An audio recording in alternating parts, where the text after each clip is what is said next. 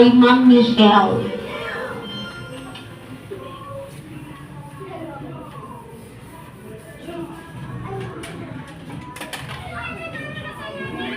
In the name of the Father, and of the Son, and of the Holy Spirit. Amen.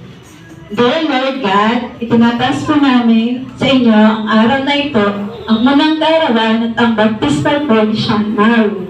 May the Lord God bless you and guide you. In the name of the Lord God, Amen.